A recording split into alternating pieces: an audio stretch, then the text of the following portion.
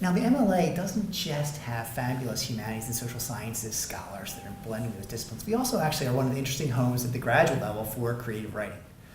We do have a number of writing workshops that are part of our curriculum, and we have a lot of students that do it just to stretch a new muscle in terms of their communication skills, and others that really jump off the deep end kind of into creative writing, fiction and nonfiction.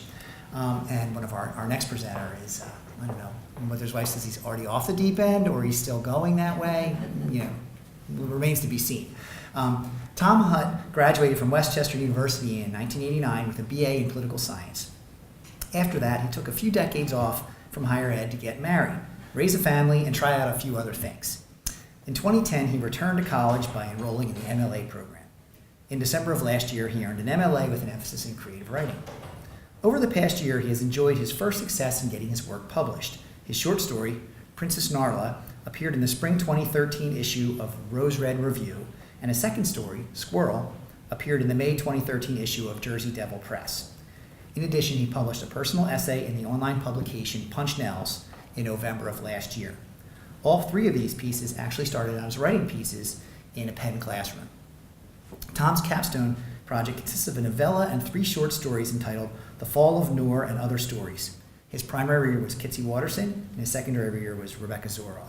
Tom will talk briefly about what gave rise to his work, and then we'll read an excerpt. Tom, thanks.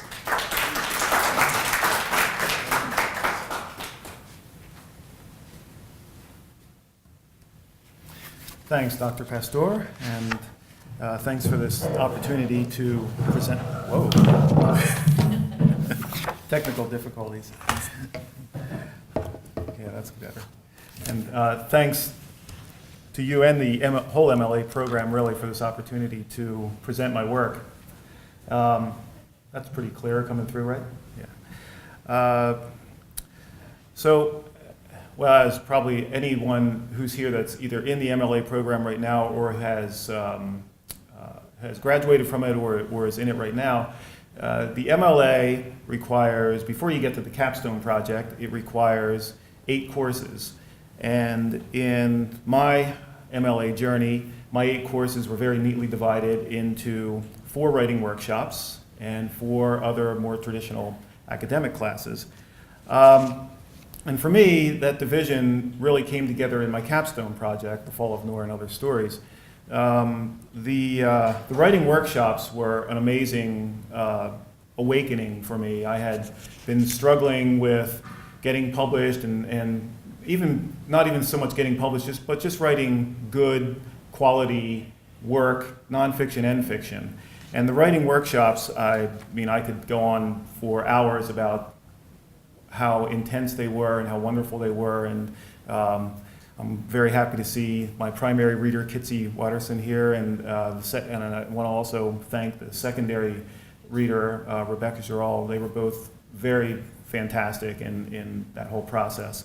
So as a result, I became a better writer, which was my primary objective in the MLA program. But those other 4 courses, too, were also very interesting. They took me back a little bit to my undergraduate days, because in Westchester I studied political science. I with an emphasis in international relations and with further concentration in Soviet Union studies, the Cold War, nuclear disarmament, political conflict, that kind of thing. So I took classes here for the MLA program on the Civil War, on globalization. In fact, I was in the globalization class at the same time the Wall Street and Occupy Wall Street protests broke out, so that was a pretty interesting time to be studying globalization. And I even took an art history class that had political themes to it. It was looking at how art and architecture reflect the political priorities and religious priorities of that society. So there was definitely a theme going on there, and I combined them in The Fall of Noor and Other Stories by writing a fiction story that had at its center a political conflict and a main character who was involved in a revolution and becomes disenchanted with that revolution. And I thought that seemed like a pretty good idea for a story, at least a good start anyway. So let me just talk a few things. The part that I'm going to read from The Fall of Nor, which is a novella, I'm not going to have a chance to read from the other stories. Those are short stories that accompanied the project. But I'm going to read from the middle of the novella. And so to set that up, I need to just tell you a little bit about the story and the plot. It is the first line is, "There once was a girl named Karina who lived in a village called Mirrodale." Now that sounds like a fairy tale, and that's because it is in that vein. It's set in a medieval society, and there are things like kings and queens and princes and whatnot. And the main character decides one day she's 16 years old, and she decides to go off and explore the world, as we all probably did at one time in our lives. And she goes off to explore the world. She goes to these mountains that are looming behind her small village where she stayed for her entire life so far. She meets two people up in the mountains, an old man and a young man. They turn out to be revolutionaries. They turn out to be revolutionaries who are plotting the overthrow of the society that she's in.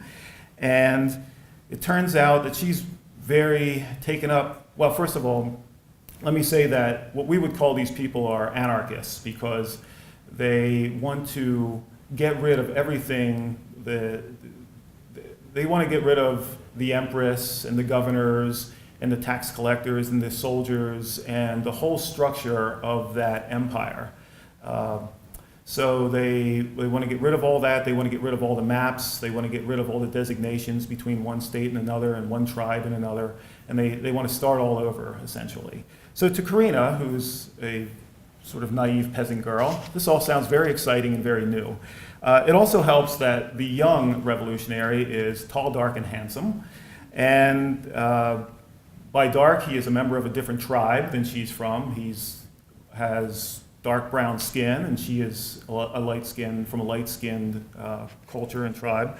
And she falls in love with him and runs off with him.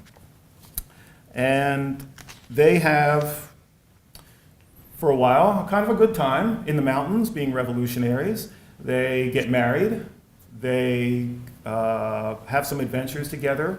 She learns to read. She was illiterate, and the revolutionaries teach her to read.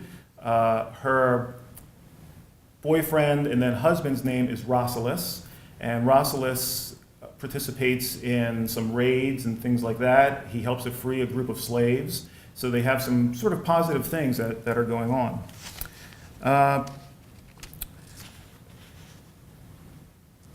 But as I said, they're trying to overturn they're trying to start a revolution. The thing about the revolution, though, is that it's far off in the future, because the people that they're trying to overthrow are very powerful. They're called the Norians.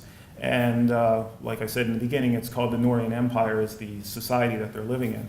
So the Norians, to epitomize sort of their amount of power, they have built their capital city at the top of a mountain. And the capital city, called Nor, is surrounded by a very natural wall of high, jagged rock that's impenetrable, essentially for invading armies. So they've been protected by this wall of rock, and they've been able to rule and expand their empire over the centuries because they have such an advantaged position. As it turns out, the people in this society have never heard of a volcano. And one day, the mountain that the city is on erupts. And that is the end of the city of Nor. So the capital city is destroyed, the society falls into chaos, and the revolutionaries that Karina and Rasselas are a part of decide now is the time to launch the Great Rebellion. So they come down out of the mountains and they launch the Great Rebellion. And what they thought was going to be an easy victory is not an easy victory, something that's happened time and again in human history. And it turns into a civil war. that drags on. And so the part of the story that I'm going to pick up begins when the rebels capture an important city called Rima, and that city happens to be near where Karina has grown up. And she hasn't been back to see her parents. Well, I'm sorry, her mother is actually had died many years ago. She hasn't been to see her father or her brothers for almost a year, and they don't really know what's happened to her. They suspect she might be doing something not so great, but they've only heard from her through some letters, and they know she's married. They don't know anything about her husband. They don't know that he's from a different tribe or anything like that. But she wants to go see them now that they've had this victory in this one area, and now that the rebels have sort of pacified at least a certain area. So that's where the story picks up. And I will take a quick sip of water.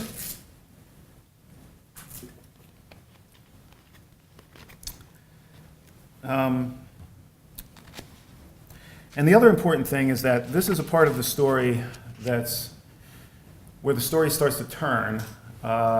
She's been very enamored by the revolution up until this point, and towards the end of this part, she starts to see that things might not be so great with the side that she's chosen, and that creates the main conflict of the story that drives the rest of it, where this character is dealing with her disillusion with the revolutionaries.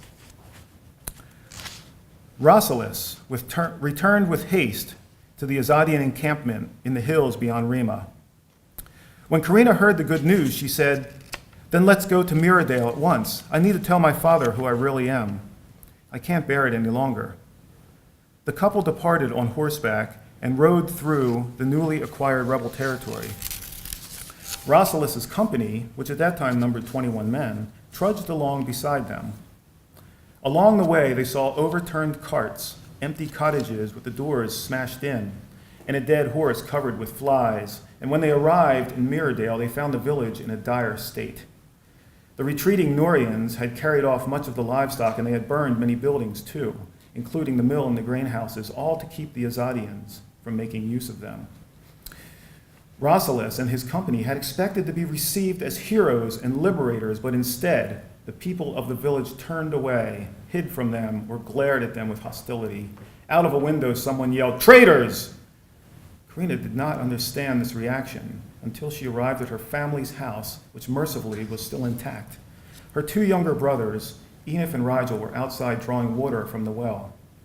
When Rigel recognized his sister, he called out to Gruus, their father, and he soon appeared in the doorway of the house. He looked thinner and older and a bit bewildered. Karina shared a brief hug with her brothers and then went up to her father, who had still not moved from the doorway. His embrace was stiff and awkward, and when they pulled back from one another, he looked down at the woven belt around her waist. It was patterned in green and gold, the colors of the rebels. "They making you wear that?" he said quietly. "I'm wearing it freely, Pa." "You joined them?" Karina stiffened. "I did." Gruus pursed his lips. "I was afraid of that." "Why is everyone looking at us like we're the enemy? The Norians did the burning, not us." Gruus shook his head. "Peach, I love you, but you joined the wrong side. You can't believe what the Norians say, Pa. They just want to keep ruling over us and owning everything and making us pay rent. You haven't seen all the good things the Azadians have done. I've seen plenty." He looked past her to Rasselas and the others, who were still waiting in the yard. "Which one's the husband?" "The one on the horse." "I was afraid of that." "He's a good man, is he?" "He's a prince." "You talking foolishness now." "It's true, Pa. His family is well, they used to be royalty." "Used to be? They ain't royalty no more?" "That sort of thing don't matter to us. We don't believe in kings and queens." Gruus shook his head. "I want you to meet him, Pa." "I can see him just fine from here." "Come on, Pa. He's a good man." Gruus turned to go back into the house. "Bring him in, then, if you have to." A minute later, Karina was seated at Rasselas' side, while he and Gruus eyed one another uncomfortably across the table. "Rigel," said Gruus. Get me some whiskey. How many cups? Bruce gestured to his guest, but Rosalys declined. 1. 2, said Karina. I'll have some. Bruce gave her a hard look. Whiskey was not at all a woman's drink. What had happened to his daughter, his little Peach? Running off, joining up with rebels, marrying a foreigner, talking foolishness, drinking liquor? He sighed quietly. Eventually, he looked at Rosalys and said, only a fool tries to change the world. You can't do nothing but make it worse. I mean no disrespect, said Rosalys, but I do not agree. No? Take a look at our village. The Nourians did that because of your damn rebellion. Pa, said Karina. But Rosalys showed no offense. You are fortunate to live in Rasbania, he said. You have good soil here, plentiful rain. Most years, the harvest is good, and you can pay your rent. I do pay it. That's what respectable people do. Pa! But, continued Rosalys calmly, what if you lived in a province like Castara, where the good soil is hard to find and the rain is not so predictable? There would be years when it would not be so easy to pay your rent, and you know what happens to people who do not pay their rent. Bruce did know. A peasant who cannot pay his rent loses what little freedom he has and becomes bound to his lord as a slave. There ain't hardly no slaves around here, only because you live in a wealthy province. Karina looked at her father earnestly. You should have seen the slaves in Castara, Pa. You should have seen the looks on their faces when we set them free. Bruce raised a bushy eyebrow. You were part of that? I was, and I'm proud of it. He threw back his head, downed his whiskey, and set the cup down hard. Meanwhile, the scene back in Rima was one of chaos and ecstasy. At the prompting of Commander Thuban, the rebels looted the city's palaces and temples and carried off innumerable treasures to be sold or melted down.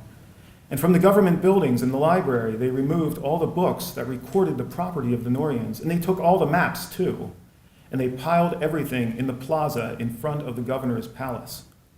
Thuban then ascended a makeshift platform to address his troops. Friends, he said, we are yet another day closer to victory. Soon the green and gold will fly in every city and town and village.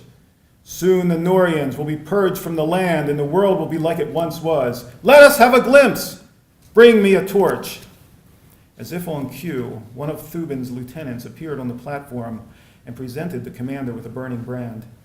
Thuban held it above his head and went on. A glimpse, he bellowed. A glimpse of the future. No borders, no lines, no maps.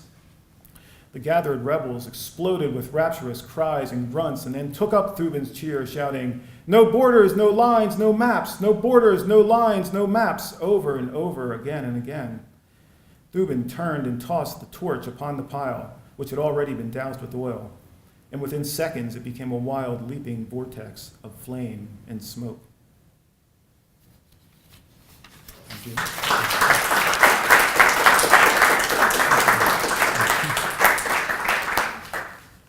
Thanks, Tom. Thank you. Do you have any questions for Tom about his project or his work?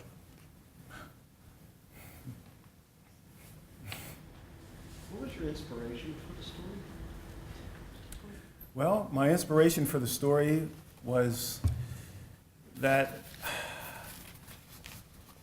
I had worked on a novel before coming to the MLA program that I was very unsatisfied with when it was done. So I decided to start completely over again after taking these writing workshops and really becoming a better writer. And so it was really, I wanted to take a fresh look, and in our day and age, we have similar things going on right now. Like I said, I took that globalization class at the time when the anti-Wall Street protests were breaking out. So, and there's a lot of social change going on right now. And sometimes it's hard to figure out which side to be on, because sometimes you hear an argument and you get very wrapped up in the argument and you just want to say, yeah, that's right. But then when you take a step back and you think about it, you're like, well, it's not quite right. So this sort of happens to Karina. She gets very involved in this revolution, and it sounds great. A lot of ideas sound great when you first hear them. Then as the revolution proceeds, other things happen, and she starts to, this is just at this part of the story where she really starts to have some second guessing, and that builds and builds and builds towards the climax of the story, where this commander that I just read, that's the big climactic scene where the Karina and Rosalis, the good guys, confront Thuban, the bad guy. So anyway, that's my inspiration. How did that end? How did the story end? You have to read the book. No. Yeah, The story. $27.95 on Amazon. Don't go through Hash it, because then you won't be able to buy it. No, I don't mind. The story hasn't even been submitted for publication yet. But the way it ends at the moment is they do defeat. It has a happy ending, which does make it more like a fairy tale genre, because fairy tales typically have a happy ending. So the happy ending is they do defeat the evil Commander Thuban, who becomes sort of this Stalin-like character. He just grows and grows in power and becomes more revolting. And they finally have this big clash where they do actually kill him. And in doing so, they also sort of open the eyes of their fellow rebels to say, oh, maybe we kind of got off track here. And that causes the rebels and the Norians to have to sue for peace, basically. I mean, basically they decide nobody's going to win this war. They make peace with one another. And then in making peace with one another, they do have to sort of start the society over, because the whole structure has been completely disrupted. And Rosalis, of all people, becomes the new king. And Karina, the simple, humble peasant, becomes in fact the new queen. And so at the very end of the story, you would think that they would be very full of themselves, but Karina ends the story being very humble and not being caught up in being powerful and being a queen. And so it sort of ends like that. Yeah.